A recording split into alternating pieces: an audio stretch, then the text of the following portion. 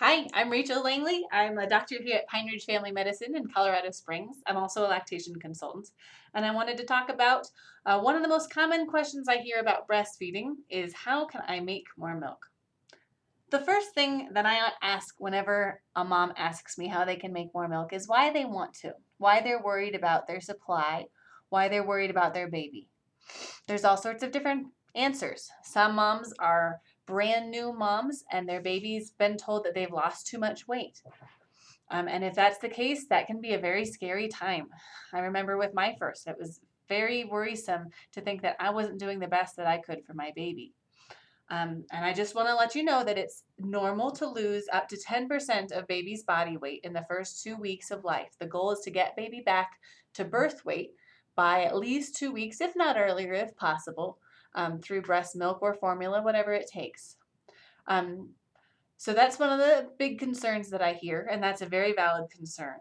And I want to highlight the three things that we need to worry about or to concentrate on during that time is keeping your milk flowing, whether that's through pumping or breastfeeding. If we keep your breast making milk, then they're going to keep doing that, and we can worry about the other things later.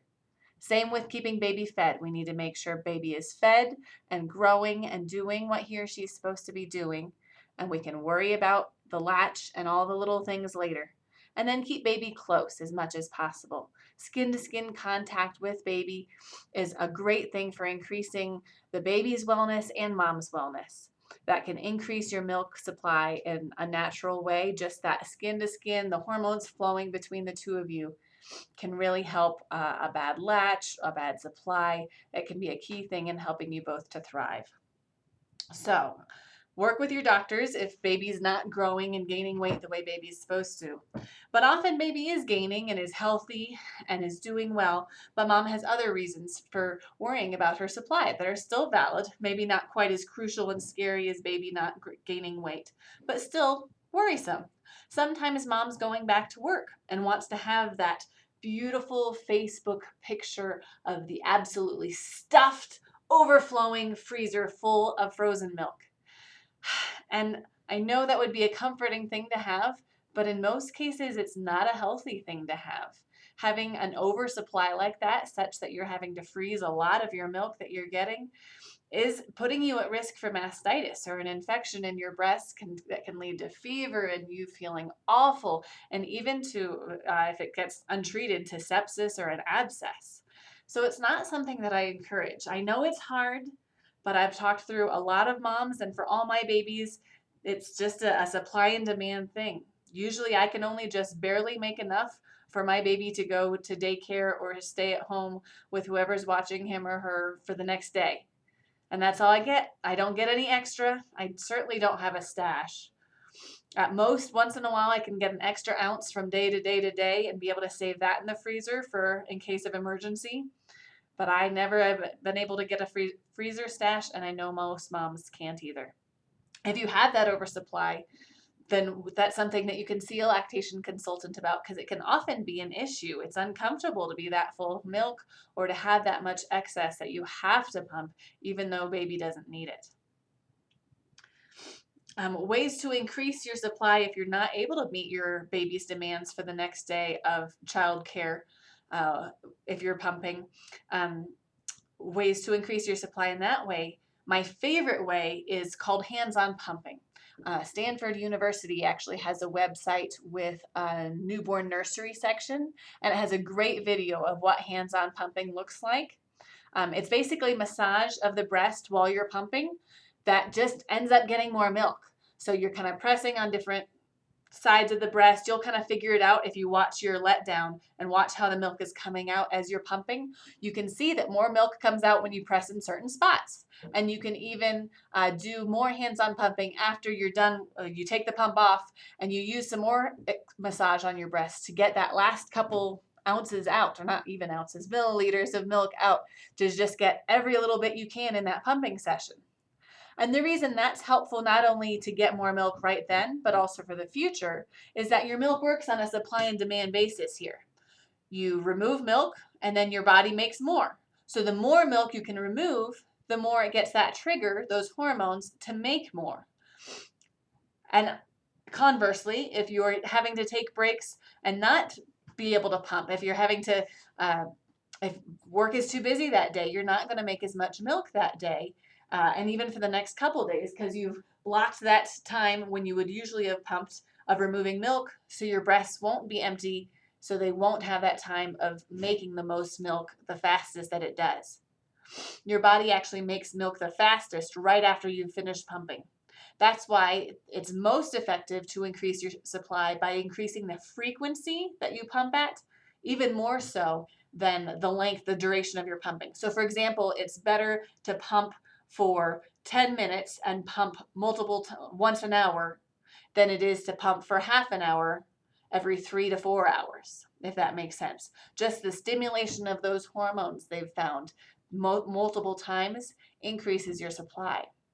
In fact, some moms with poor supply, that they're having trouble meeting their baby's needs, having trouble being able to provide enough milk for daycare the next day, I'll tell them, sometime when you're home, every time you walk by a sink, express a little bit of milk into the sink. If you try to collect it, you're not going to do it. It just has to be fast. Just get the hormones flowing, getting your body thinking about making more milk, and that can really increase supply right there. But if you try to collect that milk, again, it's a hassle to have to collect that milk. So just a couple drops into every sink when you're staying home, obviously, I hope.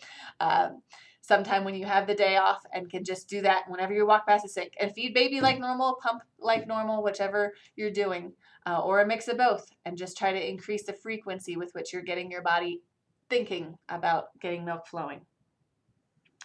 As a lot of websites, a lot of memes are out there about different recipes for the perfect lactation cookie.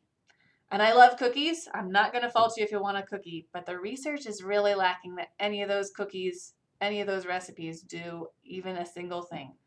So no matter if it's brewer's yeast, if it's oatmeal, any of those things really are lacking for research. So I don't recommend spending your money on those. But if you want a cookie, have a cookie by all means. Some people swear by water intake really being related to their breast milk supply. Again, the research is kind of lacking for that, but there's no harm in being definitely hydrated. Be hydrated definitely. If you're thirsty, drink lots. You get lots of fluid taken out of you when you're breastfeeding, so make sure you're drinking plenty of fluids. But beyond drinking to when you're thirsty, the research isn't really backing it up. Some women worry that their breasts are becoming more soft, especially around weeks 2 to 6 of baby being around. You spent the first 2 weeks being in misery with such full breasts all the time, really uncomfortable. Then your body kind of gets the hang of when baby wants to eat and how much baby really needs. And so your body backs off on how much milk it makes. So sometimes that can be scary. It's uncomfortable now. Isn't this not the way it's supposed to be? That actually is the way it's supposed to be. Don't let that worry you. If baby is gaining weight and baby's thriving, that's the big concern. As long as the pediatrician is happy, don't worry about how your breasts are changing. That can be a very normal part of your body getting used to it and making you more comfortable. It's kind of nice to be comfortable for once. Sometimes moms worry about their supply because they're not pumping, but baby is nursing all the time. Very common concern.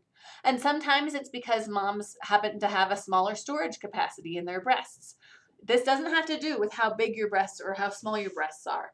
Bigger breasts can have a small capacity. Smaller breasts can have a larger capacity. It just happens to be how the ducts and glands are constructed in your breasts. It can even be different from baby to baby because they're entirely reconstructed during pregnancy every single time. It's pretty cool. So sometimes your breasts just have smaller capacity, and so baby breastfeeds more often, and that's the way it works for you too. And that might also mean that you might have to pump more often if you're going back to work, which is a hassle. But again, that breast massage can definitely help even in those situations. Sometimes babies just want to nurse because that's their big relationship in their life. This is how babies are learning to relate to another human being.